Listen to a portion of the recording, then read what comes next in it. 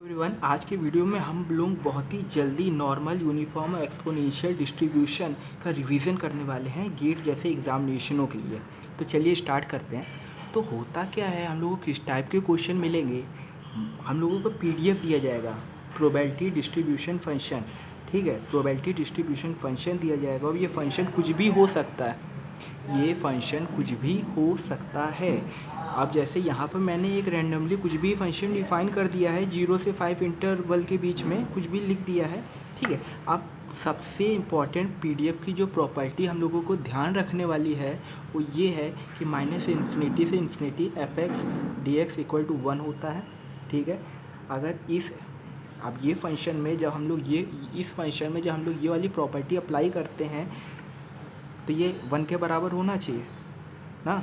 और मान लीजिए के एक्स स्क्वायर है, तो कभी कभी ऐसा भी क्वेश्चन पूछ लेता है कि आपको के की वैल्यू बताइए, तो आप इस प्रॉपर्टी का इस्तेमाल करके के की वैल्यू बता सकते हैं। ठीक है, उसी तरह से अगर आपको मीन निकालना है, मीन कैसे निकालें, मीन का फॉर्मूला क्या है, ई ऑफ एक्स भी बोलते हैं इसको, minus infinity to infinity x of f of x d x. ठीक है, ऐसे आप मीन निकाल लेंगे। अब हम लोग चलिए नॉर्मल और यूनिफॉर्म और एक्सपोनेंशियल में चलते हैं थोड़ा थोड़ा।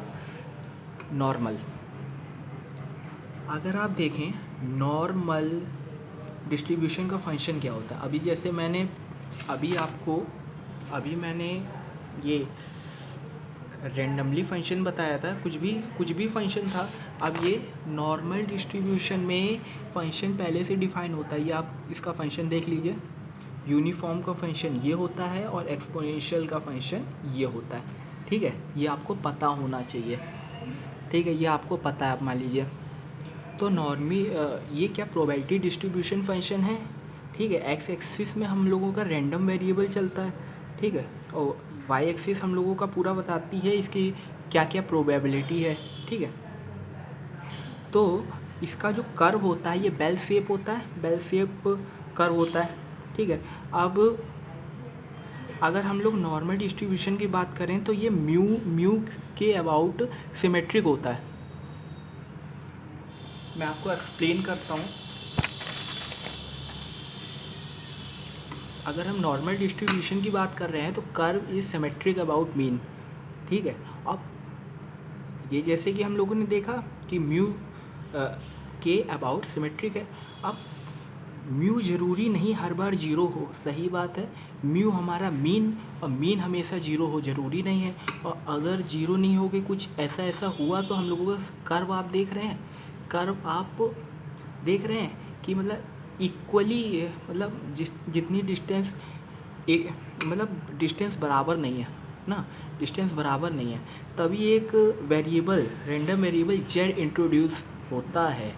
जेड इंट्रोड्यूस होता है जिसकी मिड में जो जेड की वैल्यू होती है 0, और जेड बोलता है मेरे लेफ़्ट में भी सेम प्रोबेबिलिटी रहेगी और राइट में भी सेम प्रोबेबिलिटी रहेगी। मतलब पूरी प्रोबेबिलिटी तो इसकी 1 होती है, बस की लेफ़्ट की बात करें, मतलब अगर आप माइनस इन्फिनिटी से 0 तक की बात करें तो भी 0.5, और 0 से अगर आप प्लस इन्फिनिटी की बात करें तो भी 0.5। ठीक है, तो अब क्वेश्चन में हम लोग कैसे पहचानेंगे, हम लोगों को अगर सिग्मा मतलब स्टैंडर्ड डेविएशन और मीन दिया गया है तो बिना कुछ सोचे समझे हम लोग जेड निकाल लेंगे। ठीक है, अब जैसे हम लोगों को जेड कैसे निकालेंगे, एक्स मान लीजिए हम लोगों को प्रोबेबिलिटी इसकी बतानी है ना, तो अब हम लोग इसकी ना बताकर कैलकुलेट कर देंगे, म्यू और सिग्मा की हेल्प से जेड को कैलकुलेट कर देंगे। इसी तरह अगर एक्स इज़ ग्रेटर, इन सब की बतानी है तो ऐसे करके हम लोग जेड की बताएंगे, एक्स की ना बताकर जेड की बताएंगे। ठीक है, चलिए अब गेट का क्वेश्चन देख लेते हैं। गेट का क्वेश्चन है मैकेनिकल 2014 में आया था। इसमें क्या है ये आप क्वेश्चन पढ़ लीजिए। इसमें म्यू मतलब मीन और सिग्मा और हम लोगों का प्रोबेबिलिटी ये पूछी गई है।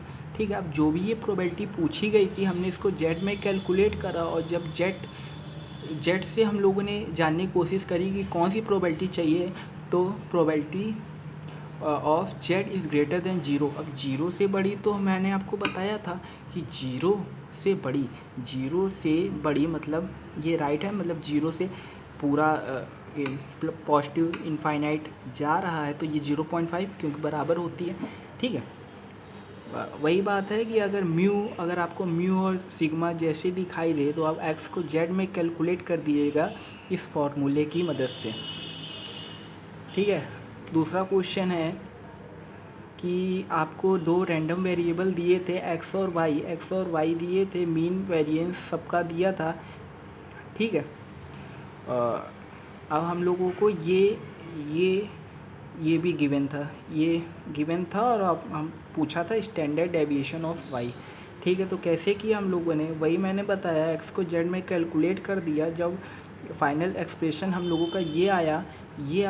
अब जैसे कि हम लोग जानते हैं कि इसके जेड के इधर उधर मतलब लेफ़्ट और राइट के एरिया बराबर होता है, जैसे कि हम लोग देख सकते हैं जेड के लेफ़्ट और राइट का प्रोबेबिलिटी बराबर होती है।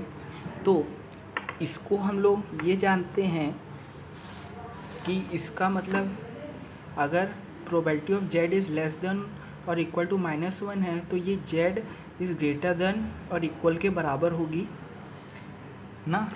अगर जितना एरिया इधर उतना ही उधर, तो उस हिसाब से हम लोगों ने कैलकुलेट किया 3/σ इक्वल टू 1 और सिग्मा की 3 वैल्यू आ गई। अब अगर हम लोग यूनिफॉर्म डिस्ट्रीब्यूशन की बात करें तो सबसे इम्पॉर्टेंट चीज़ है हम लोगों को इसका मीन, वेरिएंस और स्टैंडर्ड डेविएशन याद रखना। फार्मूला आप देख रहे हैं, इसको आप याद कर लीजिए।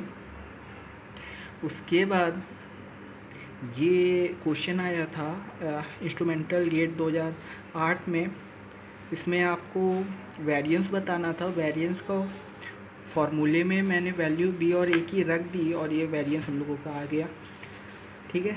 इसको आप मीन, वेरिएंस और स्टैंडर्ड डेविएशन का फार्मूला नोट कर लीजिए, याद कर लीजिए।